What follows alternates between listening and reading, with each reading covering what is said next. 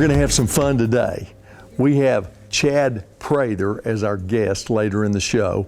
And as many of you know, Chad is currently in the race for the Texas governorship. Chad is known by many people as his podcast and truck rants, as he calls them, have been viewed by some 2 billion individuals. But what I want to talk to you about first are some things that I have as concerns, and I share these things out of a love for you, because Jesus obviously told us that the law and prophets were summed up in 2 commands. Love the Lord your God with all of your heart, soul, strength, and mind. And the second being like unto it, love your neighbors as you love yourselves.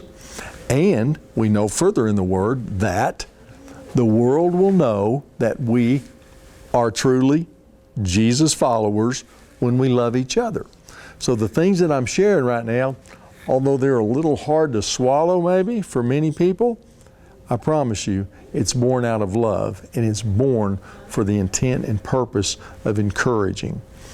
But I stumbled onto a report last night that raised grave concern, and that was put out by VAERS. And of course, VAERS is basically the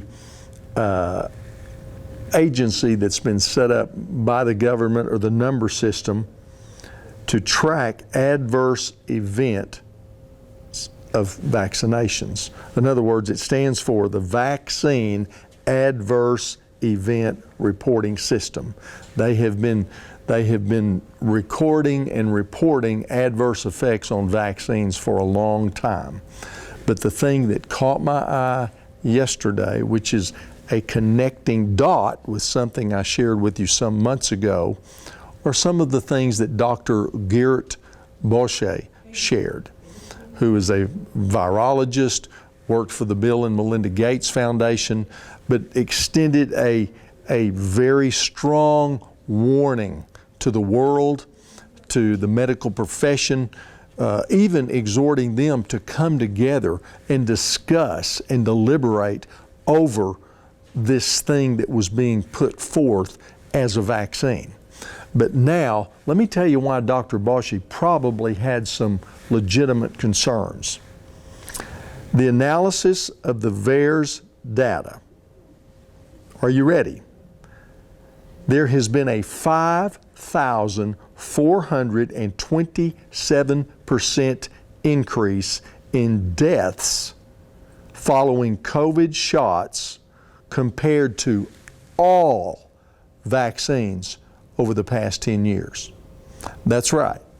VAERS reports a 5,427% increase in deaths following COVID shots as compared to all vaccines for the past 10 years. That should be of grave concern to you. Dr. Jessica Rose has given another presentation based on her analysis of the CDC and FDA VAERS. Dr. Jessica Rose, a BSc in Applied Mathematics, and completed her MSc in Immunology at Memorial University of Newfoundland in Canada.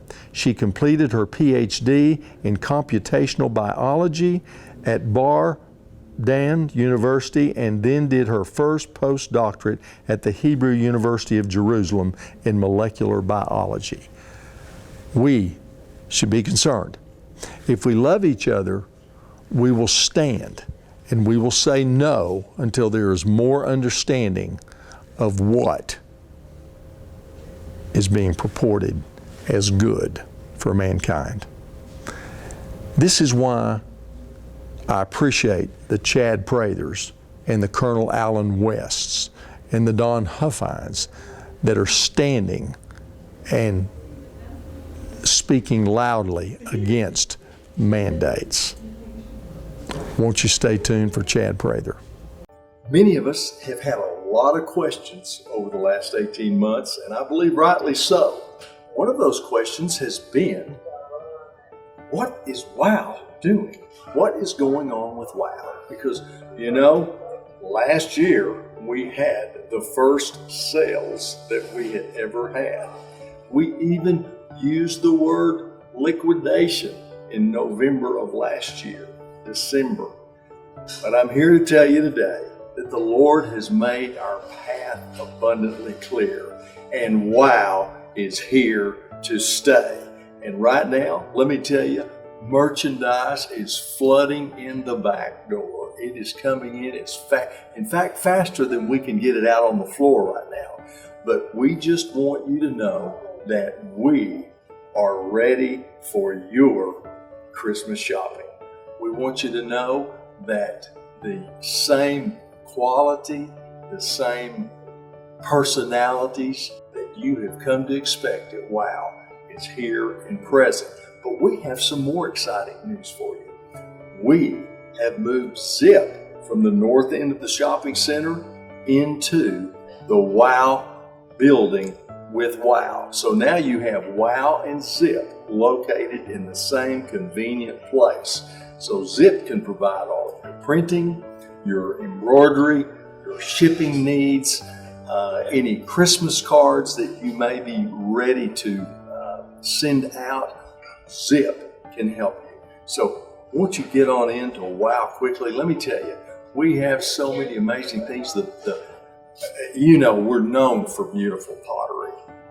We just got a shipment in that is off the chart, and it is coming onto the floor even as I speak. We have more Christmas this year than we've probably ever bought for Christmas. Just the most adorable little Rudolph reindeer noses and skating reindeer, and just so many fun things that you've just got to get into WOW and check it out. New candle lines, new baby lines, a lot of things. We've made a little directional change in that we're not doing as many large furniture pieces and as many of our larger home decor pieces, but that's given us more room for more gifts at the prices you love. The Lord bless you. We hope to see you soon. I'm excited today. We've got one of our gubernatorial candidates with us, Chad Prather. Chad, hey, it's good to be with you. Good to see you, buddy. See you again. It's been a couple of years. It's been a while, that's right. Chad and I were kind of reflecting earlier. I don't think we can really take any credit for this thing, but back early in the filming of The Chosen, which many of you have now watched and enjoyed, Chad and I did an interview out there. We were both talking to Dallas, I think, that day for your podcast or what you were doing, and then for our show. So Chad and I got an opportunity that day. So, but since then, a lot of water has gone under the bridge. Yeah, and that show's really taken off. It's an incredible success, so I'm real proud of them. And thankful for what they've accomplished in that. It was pretty impressive. I didn't know what to expect. Go out to Weatherford, Texas, and it was like stepping into Jerusalem. Exactly. They built an incredible set out there. Oh, my goodness. The set was so much fun. And, we talked to Paul. I interviewed Paul and Peter. And, I met all the disciples out exactly, there that man. day. Yeah. But I tell you what, if you haven't watched that series yet, Chad and I both recommend you go watch that thing, because you get a sense of Jesus that I've never gotten They anywhere do a great else. job of the person of Christ, right? They really portray the person of Christ in a really good way. Powerful, Yep. real, authentic. And you know what? That's one of the things I like about Chad Prather that I picked up the first time. This guy, and you probably watched some of his truck reports. What do you call those things? I don't even know. They everything from rants to, I call them therapy. Therapy. For me, it's Truck therapy. therapy. I just get the stuff off my chest. I was always too cheap to go sit with a psychiatrist, and it always made me feel weird to think I was going to sit on a leather couch with another guy that was going to keep asking me how it felt, how it made me feel or whatever. So I just said, I'll just put my camera on the dashboard of the truck, just start let them talking all to it. hear it. Yeah. Put it out there for the world to hear. I got a book out, just came out last week, called Am I Crazy? And I think that answers it all. Well, there you go. I'm pretty much, my mother actually wrote the foreword, I am crazy. She says it right there in the foreword. Oh, Lord. Well, I tell you what, the thing I'm excited about today that we're here to talk about, though, is Chad Prather has entered the race for the Texas governorship. Chad, thank you. Well, I appreciate that. Thank you. And what in the world besides crazy would have you to take that kind of make that kind of a sacrifice? Because that's a walk of faith, and it's not for the weak-hearted. Well, when I started doing humor, when I was doing, doing television and things like that, I've always been that humor comedy guy. And I always said I would never do political humor, right? Too polarizing. That lasted about 6 weeks. That just lasted 6 weeks, that promise to myself. Then I said I would never run for office. That lasted about 5 years. And when we started having all of these mandates and shutdowns, and we were being told that certain businesses and people were considered non-essential, and they couldn't go to work, and they couldn't go to church, and they couldn't go to the gym. I mean, all these things were shut down. I just had enough of it. So last July, which was 2020, I was in South Dakota. I was waiting on President Trump to come speak at Mount Rushmore. Okay. And we were there in the Black Hills, and my phone went off. It was July 2nd, and I got another notification that certain types of businesses were going to be shut down. We were one of them. The WOW that you're in right now, we were shut down. I just got tired of having our constitutional rights and freedoms trampled on. So I jumped on Twitter and I said I'm going to run for governor in 2020 or 2022 in the state of Texas, and had no idea, the firestorm that was going to start. Right. Well, you have a few viewers, right? There's a few that are out there. There's a few that are out there, and a lot of people, being a funny guy, quote unquote funny guy, they were kind of waiting for the punchline. They thought this was a joke. They thought this was a publicity stunt. It's not. I'm very serious about the state of Texas. Because, I believe that when you put a seed in the right soil, it grows. Texas was that soil for me. And I would not be where I am today if it weren't for the state of Texas and all the things that it afforded me. So when I start seeing Texas, which I believe is the last real bastion of true freedom in the country anymore. There's no other state that's as large. And I mean, there's bigger states. Certainly, California's bigger, but they don't have the same kind of liberty. They don't have the same kind of freedom. The economy, the will of the people, the legacy, the history that we have here. Independence. There's so much of that spirit, and I tell people, I say, the thing about Texas is, it has a spirit, and it's not taught, it's caught. And I like that. Did you hear that? Yeah. It's a spirit that's not taught, but caught. Right. And there's a lot of people who are from Texas. They maybe never caught it. But then there's people who come to Texas and they catch it. And I say it's far more contagious than coronavirus, right? Well, but you're a Jersey boy, right? Hey, that's exactly, right. He sounds about as Jersey, doesn't he? Yeah. I was born in New Jersey. But again, as we've joked before, I'm a pro-life guy. I believe life begins at conception. So I was conceived in Texas. So I'm similarly at least a Texan. There you go. Conceived in Dallas, Texas. Yeah, is that what you said? Dallas was a different place in 1972. So I'm still willing to claim it. Where it is, the way it is right now, I'm not so much. We're questioning. But I was born in New Jersey. My father was an engineer, moved all over the country, and so he had a project there in New York City, and it just happened to be where my mother was when she went into labor. My dad didn't want to take her to the hospital because he was watching the overtime of the Cowboys versus the Redskins, and so I was born in New Jersey. Lived there a total of 4 months, and got out of overtime. Got out of there, and grew up in Augusta, Georgia. Went to school, University of Georgia, and then came back. Came to Texas rather 21 years ago and made it my home. To me, it's the center of the universe. And I tell people, I say, you either get it or you don't get it, right? Once you see the spirit of Texas, you can't unsee it. That's right. It's here. But I think that Texas is not the Texas that most Texans think it is anymore. Well, a lot of our liberties are being taken away from us. Tell us what you're talking about there, because I want you to listen to what Chad's about to tell you right here, because you've done something for a long time and you think it still is. Right. But it may not be. Well, when I talk about your constitutional rights being violated, we have a governor in office who claims to be a Republican, right? But I've heard of a lot of Republicans who aren't necessarily conservatives. We've seen that, right, in career politicians. Yeah. And I don't like the trend of what I'm seeing. We've seen about over a dozen constitutional violations in the last 18 months. I joke about.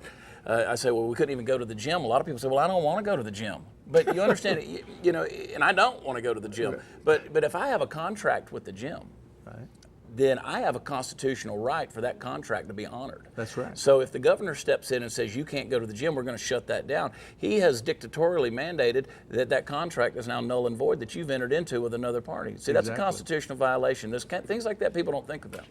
We know that back in February that it got cold here, and we had an energy grid crisis, and a lot of people said, well, you folks in Texas can't even handle the cold outside. I said, well, it's not that it was cold outside, it's cold inside. We didn't like that.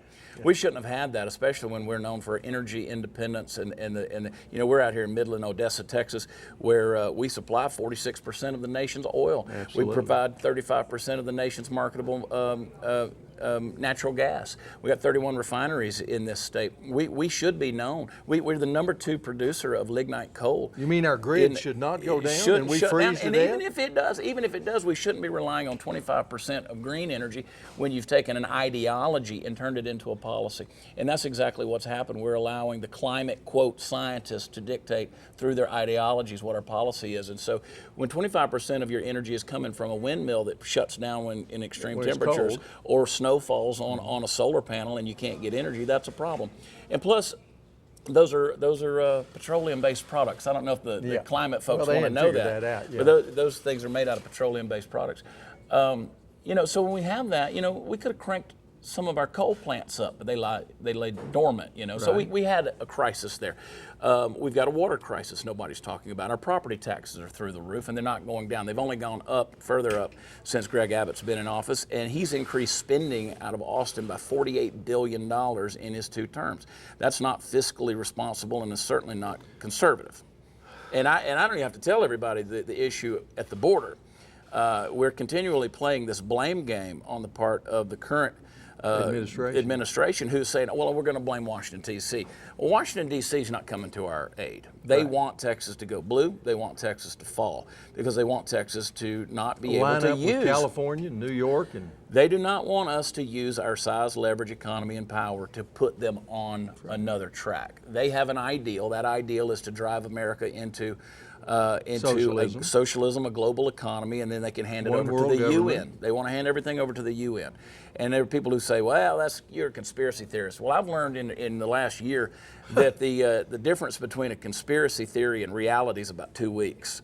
I mean, a lot of things that we've laughed at are now coming to pass. That old the crazy-eyed uncle that you just saw at Thanksgiving and Christmas with his weird theories. Suddenly he seems to be right a lot of times. So, I threw my hat into this thing because at the end of the day, I'm a normal business guy. I'm an everyday guy. I get to run my mouth for a living. I'm fortunate to do that. It is therapeutic. So what? Chad, but I want to get government. I want to get government out of our lives. Okay. The overreach is horrible. How do you intend to do that? Well, we're going to vote for you. How do you intend to get government out of our hair? We have got to downsize. First of all, we've got too many people. How do you persuade a current Rhino and Democratic legislature to do that, Chad? We've got to stop allowing the appointed people. The elected people are one thing. One, these folks who we are, quote, electing, they're not representing the people of Texas. They're not. In fact, they make fun of the people of Texas, the folks in the House and in the Senate. They pander to the people to get them there. But then, and I know they don't care about what we care about because we just had 8 GOP priorities in this 87th legislative session in Austin, and they watered down and passed 2 of the 8 priorities. In the last legislature, they didn't do any. Right. I mean, it was 0 for 0. Yeah. So they don't have GOP. They don't have conservative priorities first and foremost. Greg Abbott has never had a legislative priority that he put his neck on the line for and said this needs to get passed. The only one he's ever done in 2 terms was preschool for all and pre-K for all, and that was at his wife's behest. That was more her than it was him. But the thing that concerns me is we have lobbyists down there. You have former Greg Abbott aides that are lobbyists now. They're making $7 and $8 million a year down there lobbying for their special interests. We got to get rid of things like that. No politician on either side of the aisle wants to deal with these taxpayer-funded lobbyists. They've got to go. These bureaucrats, we're being run by 2.5 million unelected bureaucrats out of Washington, D.C. that are reaching their greedy fingers into our pockets every single day. Well, and it's happening in Texas as well. We got to get rid of that. Chad, it's bribery and blackmail. One of the two are engendering or enslaving most of our politicians. And everybody wants to, you scratch my back, I'll scratch yours. Exactly. I think that was one of the things, and like him, love him, hate him, whatever it may have been, Donald Trump was effective. He might not have been always the most diplomatic guy, and he might not have been the most well-spoken in terms of his Twitter feed, but and certainly an ego-driven person. Right. But he understood business. He did. And one of the things, he found a swamp that he couldn't quite overcome. The swamp was probably a little bit bigger than he anticipated, and certainly had the help to get through. The swamp kind of overtook him in the long run. It's an ugly, ugly thing. But at some point in time, somebody's got to come in there and clean house. We got to cut this spending. People say, well, how do you get this budget back to zero? I said, how do we get this budget back to negative? I mean, we've accepted some bad standards. Well, let me ask this. I've been thinking about this a lot the last few weeks. Where is the integrity in spending money you don't have? I keep reminding people, I said, you have these politicians out there who will spend tens of millions of dollars of money that's not theirs in order to get in office. If they're willing to do that to get in office, what do you think they're going to do once they're in? Exactly. They get in the habit of spending money that's not theirs. You go back to Washington, D.C., they're talking about a $3.5 to $5.5 trillion. Most people don't even know how many zeros off the top of their head is in a trillion. This is money that's not there, and it's money that's not theirs. So they're willing to spend money that really doesn't exist in order to put your great-grandchildren into a debt that'll be insurmountable. Never be able to pay. So what's happening is in Texas, we too have an untenable future. We have a border issue. We're losing our state. We're losing our state pride. We have no intention of these illegals that are coming across the border to assimilate into our culture. So we're losing in that regard. Property taxes, you'll never quite own your home. I know 6th and 7th generation ranchers who are trying to give their ranch to the next generation, and their kids are saying we don't want it because illegals are running all over it. We can't afford it because ranching and farming doesn't pay anymore.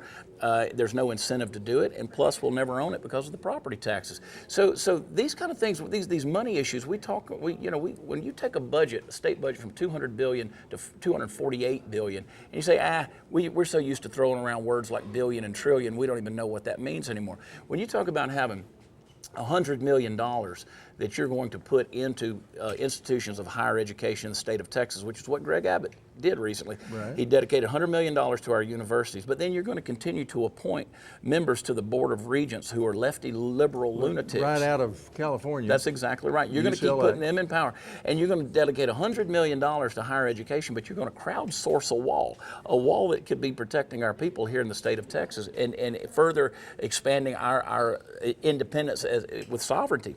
And not only that, you got $12 billion in a rainy day fund. I'd say it's raining. It's raining. Chad, let me ask this. There's 3 other guys in the race on the Republican side right now. You've got Governor Abbott, you've got Colonel West, and you've got Don Huffines. So tell me what separates Chad Prather from the other candidates in this race. In a nutshell, I'm the only guy that's not a politician. I've never served in office in any place. Some people look at that as a detriment. I see it as a plus. I'm coming at it from an average blue-collar, hard-working perspective.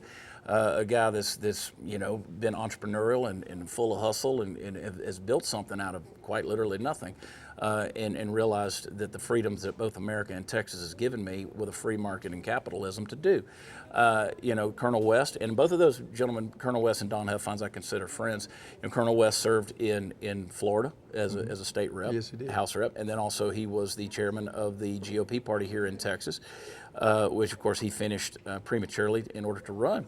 And then of course Don Huffines was a one-term senator here in the state. So I'm the only guy who's never served in office. I look at that as a plus rather than a minus. People keep saying, you don't have experience. Well, experience at what? Lawsuits, judging, political science major. I don't, experience at what are you looking at? I go back to the old Ross Perot debate when he said, no, I don't have experience driving economies in the ground or creating debt and all this on this nature, but what I do is understand business. Exactly. And at the end of the day, this is a business. The governor of the state of Texas is the CEO. He is the one who pretty much leads by example from the top down, and he's not doing that right now. Greg Abbott's real good at saying things, not real good at doing things. There you go. Well, the thing that absolutely did me in was the $295 million grant that he took for contract tracing. That in and of itself is enough to get him out of there. Should be impeachment. My friend Robert West, he's written a great book called The 5-Star Plan, which is how people get politicians out of office in Texas and how people make a difference. He uses a great illustration.